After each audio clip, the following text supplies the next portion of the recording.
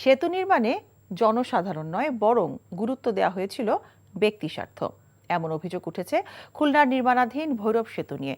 জনসাধারণের প্রস্তাবিত স্থানে না করে খুলনায় স্বৈরাচার শেখ হাসিনা এবং তার পরিবারের জমির মূল্যবৃদ্ধি, তার এক উপদেষ্টার বাড়ি এবং সম্পত্তির মূল্যবৃদ্ধি আর এক সাবেক প্রতিমন্ত্রীর বাড়ির রক্ষার বিষয়গুলো প্রাধান্য দিয়ে ৮০০ কোটি টাকা ব্যয়ে ভৈরব সেতুর নির্মাণ কাজ শুরু করা হয় অন্য স্থানে। এ ঘটনায় ক্ষোভ প্রকাশ করেছেন স্থানীয় জনগণ। অভিযোগ আছে ঠিকাদারি প্রতিষ্ঠান বড় অঙ্কের টাকা উত্তোলন করে গা ঢাকা দিয়েছে। আজিজুল ইসলামের ক্যামেরায় খুলনা থেকে মোহাম্মদ আবু তৈয়বের রিপোর্ট। খুলনা শহরের রেলগেট এলাকায় ভৈরব নদের উপর নির্মিত হচ্ছে ভৈরব সেতু। এতে সাধারণ মানুষের মাঝে উল্লাস খুবই কম, কারণ এটি নির্মিত হচ্ছে অনেকটা ব্যক্তির স্বার্থের প্রাধান্য দিয়ে। ভৈরব নদের দিঘলিয়ার পূর্ব প্রান্তে স্বৈরাচার শেখ হাসিনা ও তার পরিবারের সম্পত্তি রয়েছে। এছাড়া রয়েছে অর্থনৈতিক উপদেষ্টা ডক্টর মশিউর রহমানের বাড়ি ও তার সম্পত্তি। অভিযোগ আছে এসবের দাম বাড়াতে ২০২১ সালের ২৪ মে ভৈরব ব্রিজ নির্মাণের ভিত্তিপ্রস্তর উদ্বোধন করেন স্বৈরাচার শেখ হাসিনা।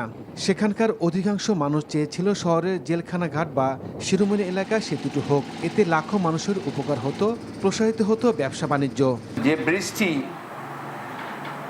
প্রকল্প হাতে নেওয়া হয়েছে, ব্রিজটি সম্পূর্ণভাবে তৎকালীন স্বৈরাচারী সরকারের তৎকালীন প্রধানমন্ত্রী শেখ হাসিনা তার নিজের জায়গাকে উন্নয়নের আওতায় আনার উদ্দেশ্যেই এই ব্রিজটিকে তারা তড়িঘড়ি করে পাশ করে যায়। অন্যদিকে সাবেক শ্রম ও কর্মসংস্থান প্রতিমন্ত্রী বেগম মুন্নুজান সুফিয়ানের বাড়ি ভাঙতে হবে এরকম কথা বলেও ব্রিজের নকশাও পরিবর্তন আনা হয়েছিল। ভূমি অধিগ্রহণ নিয়ে হয়েছিল তুগলকি কাণ্ড। ফাঁকা জমিতে বড় বড় স্থাপনা দেখে বহুগুণ বেশি অর্থ ক্ষতিপূরণ দেওয়া হয়েছে সমঝোতার ভিত্তিতে।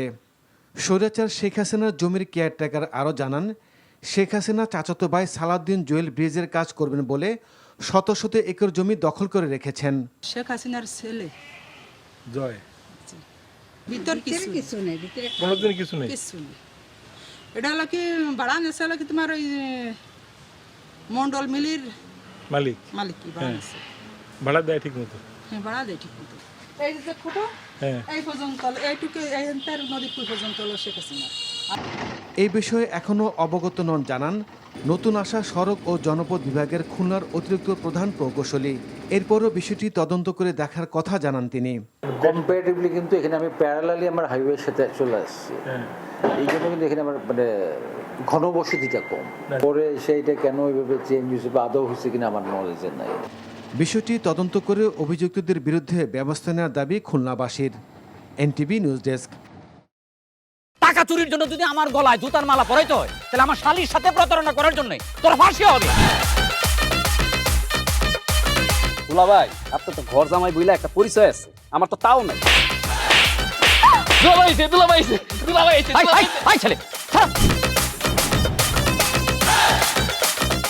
রাজনৈতিক ফ্যামিলির মেয়ে হয়ে ওই কাজ করবে। যারে পাবো আরে পিটামু, রক্তের নেশায় ধরতে, রক্তের নেশায়, কাঁচা রক্তের নেশায় ধরতে। তোমার এই পলিটিক্স আমার বাম পকেটে থাকে। তোর বউরে ঝামেলা পাকাই। এই বেটাই, আমি তখন বিয়ে করিনি। দুইটার আমি গুলি করে মারু। মাসুদরা কোনোদিন ভালো হয় না। আপনার পোশাক আশাক দেখে কিন্তু আপনার তালুকদার বংশের লোক মনে হয় না আব্বা, আপনার মনে হয় যে আপনি ফকির বংশের লোক।